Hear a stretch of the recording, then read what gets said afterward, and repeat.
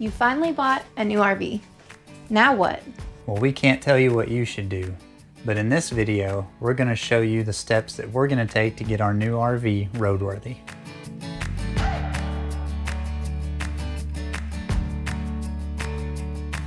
Once you get your new RV home, it's good to check it for damage that you may have missed at the dealership, or more likely, damage that you acquired on the way home. Case in point, over there. When we got home, we found some damage that we missed, or new. Piece of trim back there, which we're probably gonna have to glue down because I don't think we were getting a nail gun in there. We did find a surprise waiting for us in the underbelly, so let's go look at that. Hello. Hello. Can you show us what you found? I sure can. Let me get under here. Ooh, it's wet. It's been raining for days, so the grass is nice and wet for him. But here we go. So I saw this was just kind of down and flopping the other day. And I think they just had it pushed up like that, like I do, when we went to pick it up. And then while I was under here fixing that, I saw this, which was already taped up. They cut another hole right here for something and then taped it up. So I'm going to take this tape off and I'm going to cut some plywood to kind of go around this area and then just put some screws in it. And that way it'll hold it a little bit better than tape. And then if I ever need to get in here, I can just pull some screws out and pop it open pretty easily. I do love how they just screwed the belly under this one instead of nailing it to the frame like our last one. We're gonna talk about our slides now because we found something wrong with those too.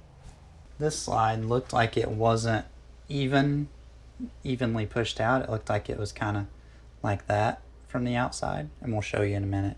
But one way to check that, I've learned, is to run your hand back behind here and you can feel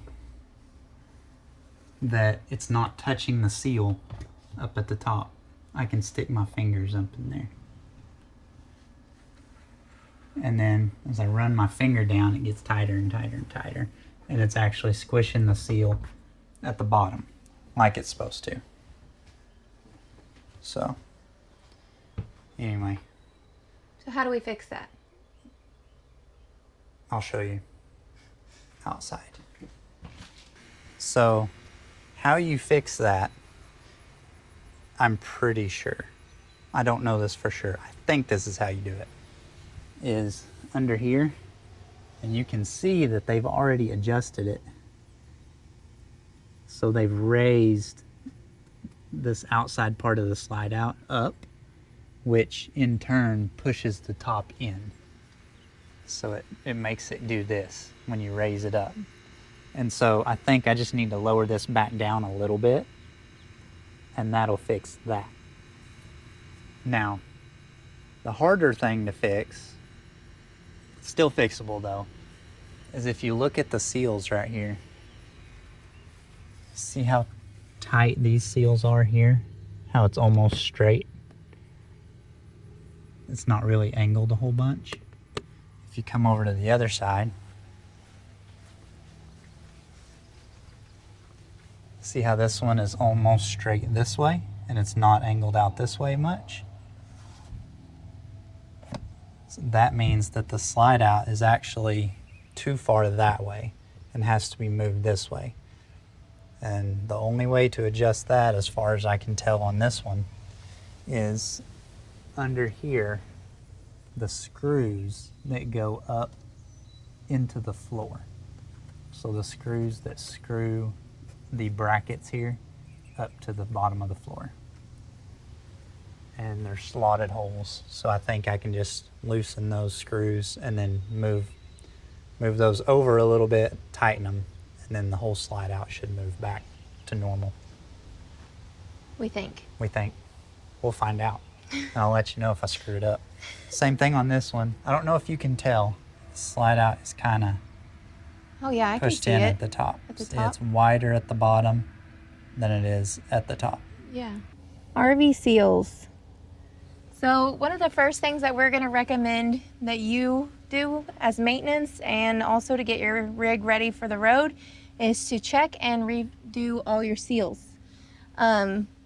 This caulking that they use at the factory, I don't know what it is, but it just does not feel like it lasts very long.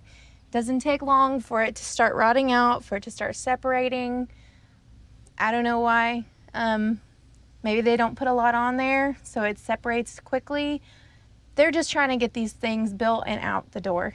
So it's your responsibility as an RV owner to go through and check. And when I say yours, I mean my husband, which he does all the work for me. Bless his heart. And I don't mean that ironically, but he's been up on our roof fixing the seals up there before the big storms came in this week, making sure that everything was sealed up there so we didn't have any leaks. And then now we need to go through and do these. There's one in particular on the other side that we saw just this morning that looked horrible. And we're like, oh wow. But you can kind of tell when they're going back because they get really sticky. You can even see. And this stuff was just nasty. Yeah. Nasty, sticky. So, which this one right here, like, not only do they this one they just didn't put any, period. See, they stopped there. Well, they put some up here, but it just they didn't put enough. So all your seals need to be Yeah. checked. Whoops, I need to do that. And this right here, if you look, I don't know if you can see that, but it's just not sealed very good. It's just kind of globbed in there, which, I mean, I've done that before, but I wasn't getting paid to do it. Anyway. I feel like anywhere that your trim meets your siding, or anywhere where there was a hole cut out of your siding, you need to be checking those places. Yeah. The seal in question that we found this morning looks dadgum awful. But it's so hard to tell on the camera. It is. The camera doesn't really do it justice. It's just not very pretty. So. Which doesn't have to be pretty, it just has to seal. I guess that's true. But yeah. I will probably strip all the caulking off of it and make it do both, maybe. Yeah. I'm Be not the pretty best and at do it. good. Yeah. But I will say, like, it's not a fun job. Nobody enjoys doing it. And so I think that's part of, like, why sometimes it's just not done very well, is because I imagine it's one of the last things they do. And they're done. They're tired, whatever. They want to get done with it. But it's your rig. It's your responsibility. And if something goes wrong with your siding because your seals broke, your warranty doesn't cover that. Seals are a big deal. Seals are probably one of the most important things, because whether you're moving it or not, you need seals. Yeah. Like, even if you don't move your camper, do your seals. Yeah. So there's several things that you're going to need to check on the outside of your RV, kind of down low on the underneath. One of those things is check your frame rails for rust, any of your frame parts for rust.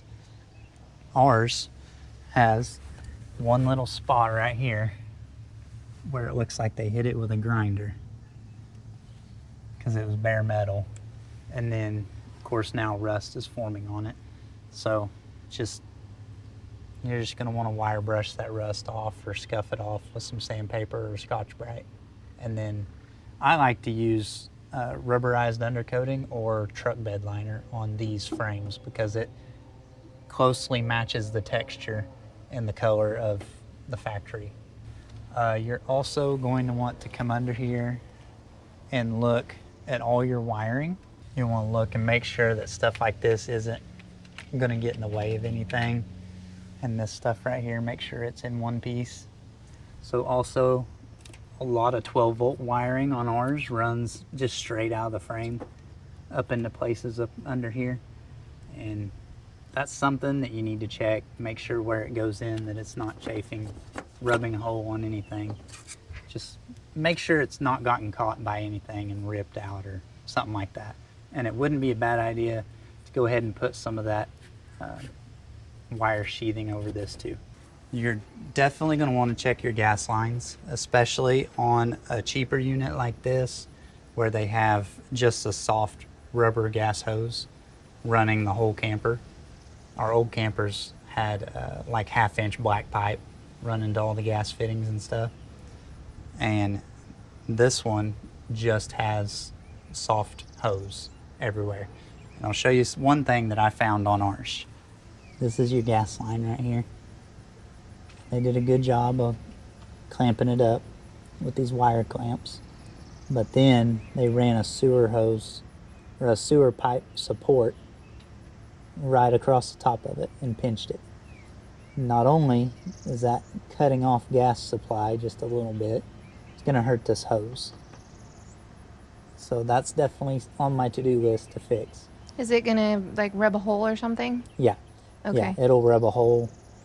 It'll wear, the more you drive it, it'll wear holes, specifically right here where the edge of this metal catches that hose. But just check and make sure all your clamps are good. Make sure that it's not dangling too much. This is almost too much for me. I might put another clamp right there. But it's not, I mean, if you hit that, you got other problems. So I wouldn't worry about it. If you hit that, then all this is trash right here. All that. Exactly. And you're in big trouble. Exactly. And check, especially on your plumbing, your sewer plumbing, check and make sure that it's somewhat supported. This one's pretty loose right in here, but I've got plans for this, so I'll have to show you that later. But just make sure that it's somewhat supported. Next on our list is all your running gear. I don't feel like putting the slide out in for this, so you just have to bear with me. But eventually I'm going to do a video on repacking these bearings and replacing the seal this time so that I don't have to replace the brakes like I did on our last one.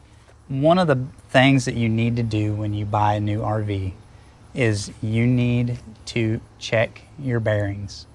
You need to pull your wheels and tires off, and you need to go ahead and pull your drum off, and you need to check your bearings, check your seals, check your brakes, make sure all the brake parts are there and working. I've got another video where I did that to our old camper, and so I'll put it up here somewhere so you can check that video out as well. I'll make another video doing it on this one.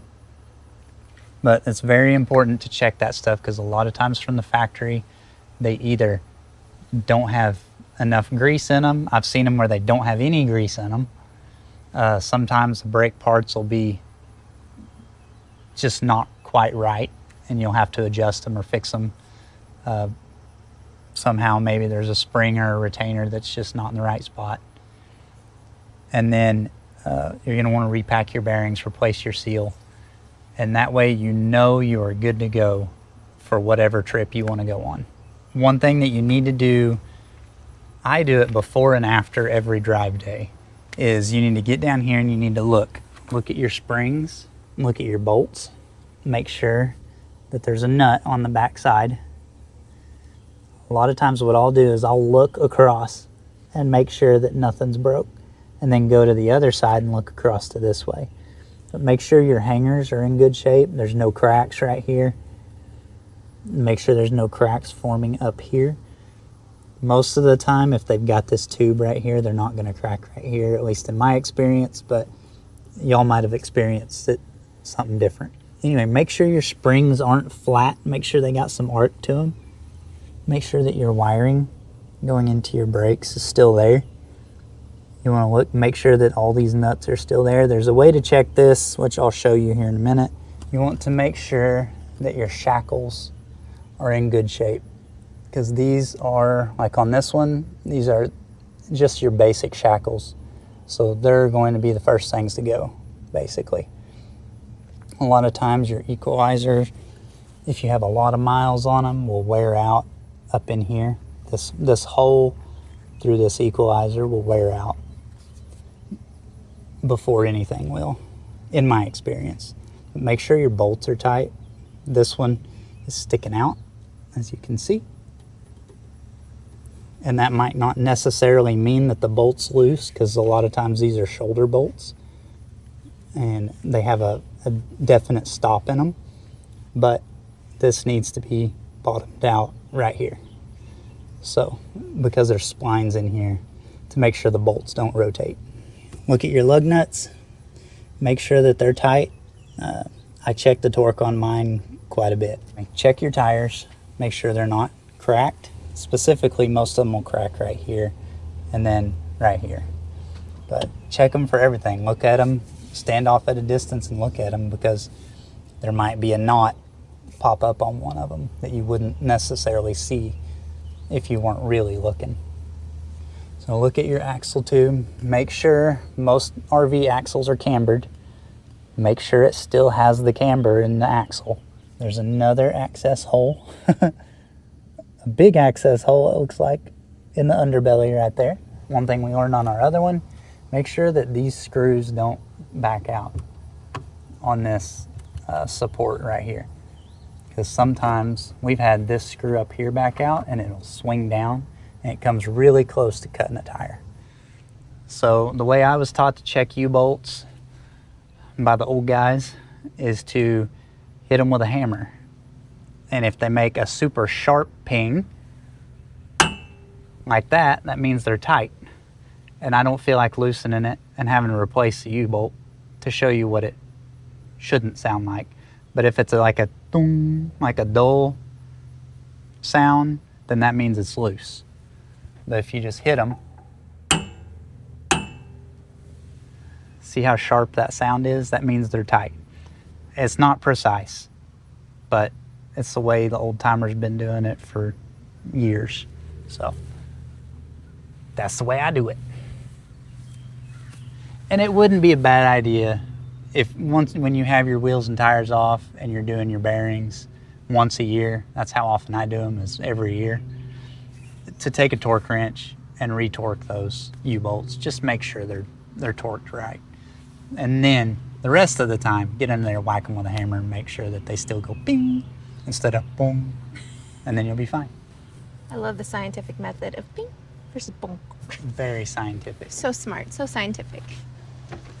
Oh, it feels good in here. Oh man, it does. The air conditioner works. Yeah. This AC is the Furrion Chill Cube. It's an 18K AC. I wish they all came with the heat pump option, but this one did not. Look at this right here. This is with it running. And we're pulling just a little over 14 amps. So that's the end of the maintenance portion of this video. I feel like that's stuff that everybody should do as a new RV owner. Just going around and checking all those little things, making sure that your RV is in good condition before you hit the road. As soon as we get a new RV home from the dealer, we like to go through everything ourselves because the dealers don't go through everything like that. So that's just what we've learned that we like to do. We like to make sure everything's good enough. And then at least if something fails, it's our fault instead of the dealer's fault. So We can only be mad at ourselves at that point. Yep, I prefer it that way. So all these steps are things that we like to do pretty much every trip that we take. And when we were full-time on the road, we would do it at every stop. We would look at all the things every stop. So that might be once or twice a week that we would do it. It's a little overkill. Most people don't do that, but that's just how we like to do it. I mean, we've been talking about this before. We've spent a lot of money on an RV, and maintenance is the only thing that keeps that RV in good shape, and that's how it will be with this RV. Good maintenance can make a cheap RV last so much longer. Yeah, and poor maintenance on a very expensive RV can make it not last long at all. So it's really up to the owner. Every RV is its own, I don't know how to say it, Pandora's box, maybe. Yeah. People say all the time, oh, don't buy this brand, oh, don't buy that brand. But in the end, it's each individual RV. Because you just never know who may have been sick that day on the line, or who stubbed their toe and didn't finish this section of caulking, or we're human. Humans make mistakes. People who work at factories are human. And so it is not a brand problem, it's a humanity problem. And so just take every RV that you look at, every RV that you buy, don't take it for face value. Don't take it for brand. Like, this is this brand, so I know that it wouldn't mess up, or it's that brand, so it's trash.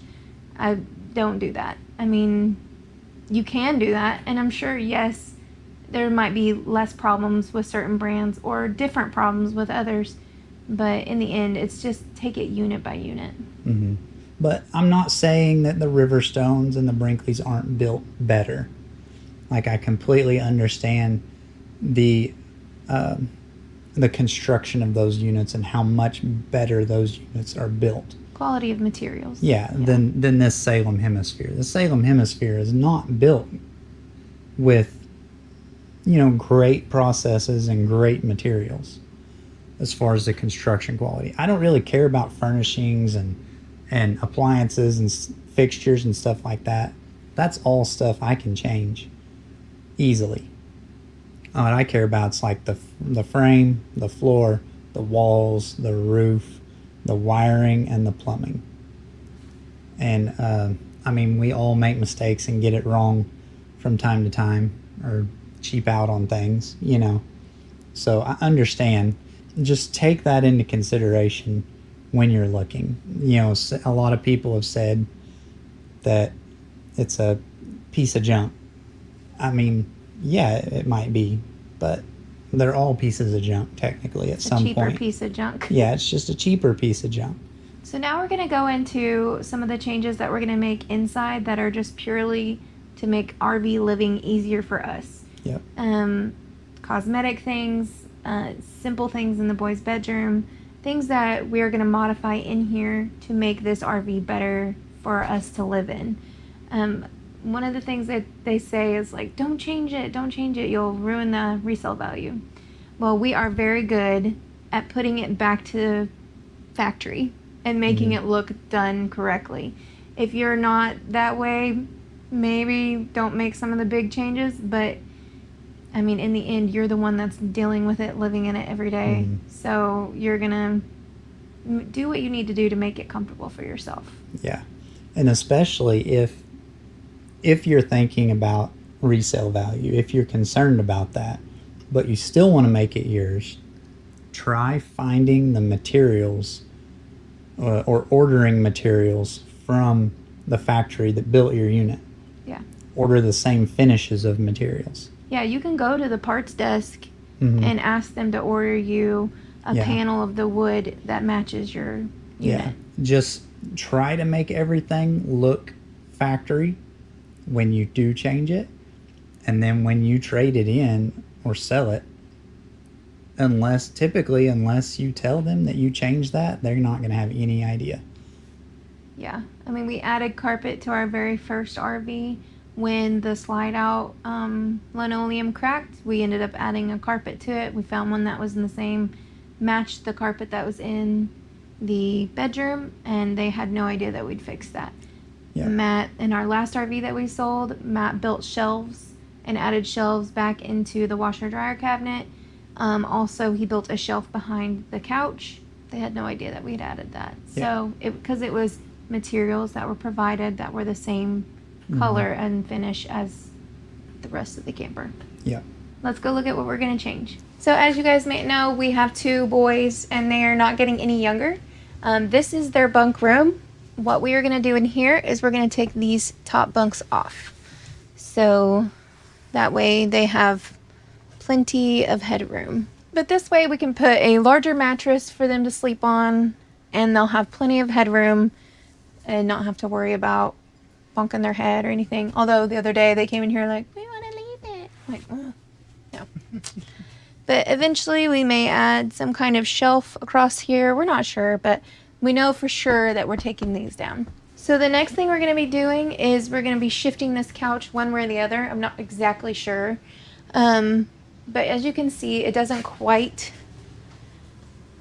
there's a gap here. And if we shift it all the way, then we'll be able to store our vacuum and our brooms and things like that here, or we might build some kind of like side table. Not sure yet, but it'll only be like that big. So probably the better choice would be to put like our brooms and our vacuum things like that in there, because there's nowhere else to store those things in here. So the last couple things we have to do are in our bedroom. So let's go there. This unit is really cool because it has this vanity style dresser. I bought it because I would like to turn this into my desk for work.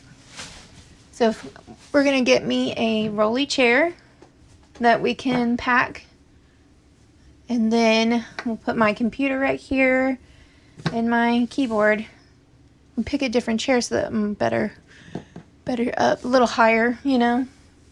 And then when on travel days, we'll probably have to store it either on the bed or in the boys' room, like upside down. Not sure which.